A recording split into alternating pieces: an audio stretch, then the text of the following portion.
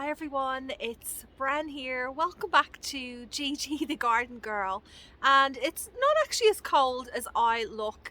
I just wasn't feeling 100% last night, and I feel like today I'm very sensitive to the cold. That's why I'm extra rugged up. This week I made a start on putting some plants into the raised garden beds. So I'm talking about those cold hardy annual flowers and edibles. I'll show you all of them. Plus we'll take a quick look inside the greenhouse, and I do have a bit of an issue with my lemon tree, which I'm hoping some of you may be able to help me with. So please just sit back and relax for a few minutes and let's get into it now. I got the mushroom compost delivered this week, 4 cubic meters, and you can see here that I've already moved quite a lot of it, mostly into this area where I have used it to top up the beds, because you can see over here, for example, a lot of these raised beds, the soil in them has dropped quite significantly. So much so that I've had to fill the beds, the smaller ones here, with 2 wheelbarrow loads of the mushroom compost, and the larger ones needed 4, which is quite a lot. And I'm thinking the 4 cubic meters I got just won't be enough to replenish the soil in this garden, but it's a good start, and it means, as you can see here, I am now able to start putting in some of my seedlings. I've actually done something in here for the first time ever. I have dedicated entire beds to just cut flowers. For example, all of these are snapdragons, and then over here, the back section, these 2 rows are foxgloves, and down here are some absolutely beautiful poppies. And just across from them, past the mess that I haven't tidied up yet, is another bed full of cut flowers. There's calendula here at the front, more poppies, and then all of these at the back are larkspur. If you're looking to grow flowers for bouquets, it's important to pick the varieties that produce long, strong stems. Say here, for example, with these snapdragons, these ones will get nice and tall, over 60 centimeters in height, but there are dwarf varieties of snapdragons which would not be ideal. The stems would be a lot shorter and they wouldn't work in a nice big bouquet. And the same goes for calendula too, like I just showed you. That comes in different sizes, so it's important to make sure you read the seed packet, or if you're buying them from seedlings, check the label and make sure you're growing what you need. I've got 2 more beds to show you that I just filled up yesterday, and these ones are more of a mix between the flowers and the edibles. Like in here, all of these scraggly kind of leafy looking foliage, that's actually spring onions. Then down here I have some trailing spreading pansies. I actually think I've got the label. These, I really like buying these spreading ones. I think they're really good value for money. I can't remember exactly how much they cost. I think a punnet of 4 was around, oh, don't quote me on it, I think it was around $7.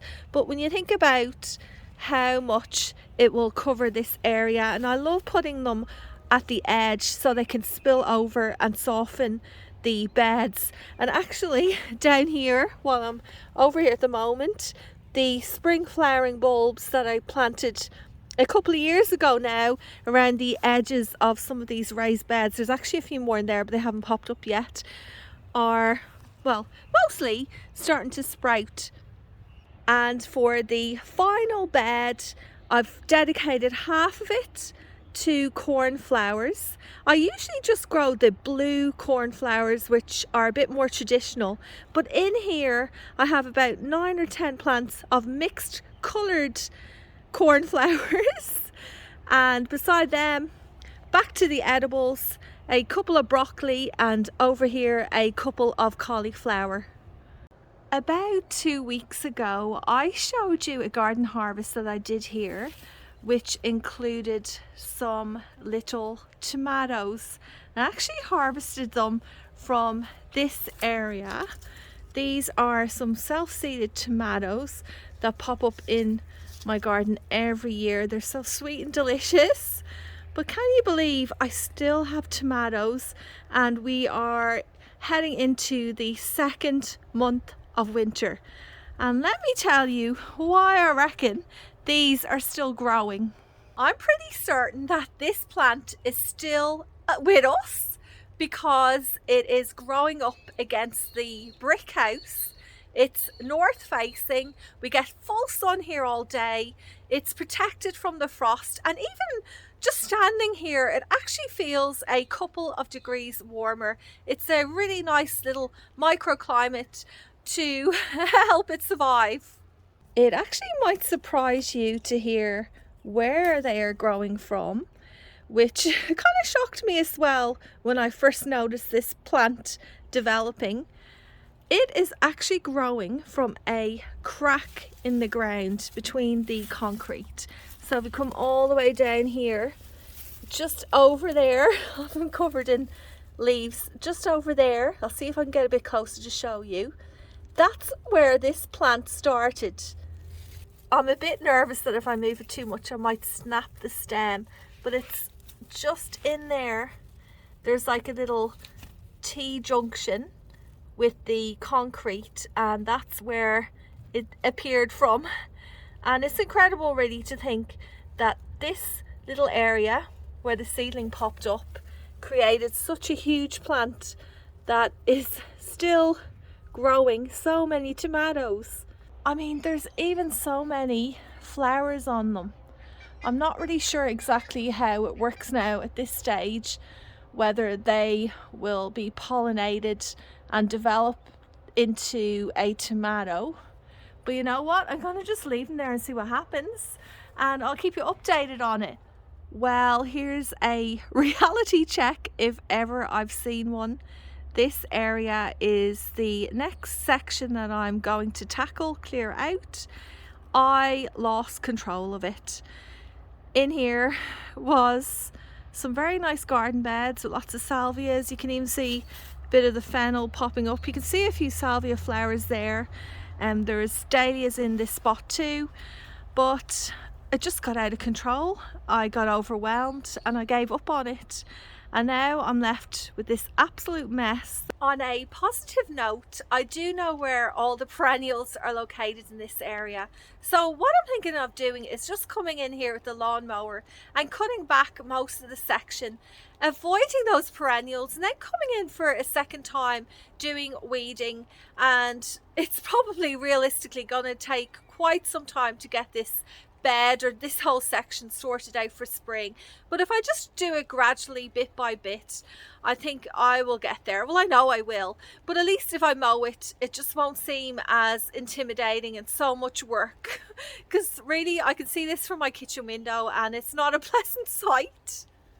I am a little bit concerned because in here I did have some lovely big plants of rhubarb that I can no longer see. I know they do die back in winter. I'm a little bit concerned that they're gone, and that would be completely my fault if that's happened, because, you know, I just left it. But I do want to show you this because this is the reality of gardening sometimes. It can just get a bit too much, and before you know it, especially when the conditions are perfect, lots of rain, hot weather, you know, it's gone, and then it's an embarrassing mess. I've still been soldiering ahead with the clear up, and it's just not a pretty sight. There's a few plants actually I found just randomly around the garden that I forgot they were even there because they were covered by, you know, overgrown plants. But I'm getting there, step by step, gradually clearing things out, and in no time spring is going to be upon us. And I'll need this nice and clear so I can put in all my seedlings. Something very exciting has happened inside the greenhouse over here. I have a few sprouts appearing on my ranunculus. this tray, and also over here with, I was going to say that one, but not that one, this tray too. Look at that, so exciting to see them appear again. I really need to get these in the ground, all the spinach and the beetroot, as well as all of these onions. I need a little bit of help from you guys with advice on what to do with my lemon tree, or even if you could tell me what's going on. Look at this lemon, it's all bumpy. I've got no idea what's going on with it. They're not all like this, only a couple. Do you reckon maybe some kind of insect, some pest got into it as it was developing when it was much smaller, and now I don't know, is it like growing some offspring in there or something? I almost want to cut it off to see what's happening, but I'm more curious to see if it will ripen and see what happens that way. But does anyone know what is going on with this? Well, that's about it for this week, everyone. Thanks for sticking around till the end. I hope you have a wonderful weekend ahead. We've actually got school holidays now for the next 2 weeks, although I'm not sure if I'll be able to spend much time out in the garden because we are due to get a huge amount of rain in my area over the next 10 days. Crossing my fingers there will be no flooding, but we'll just have to wait and see. I'll let you know how it goes next Friday. See you guys. Happy gardening.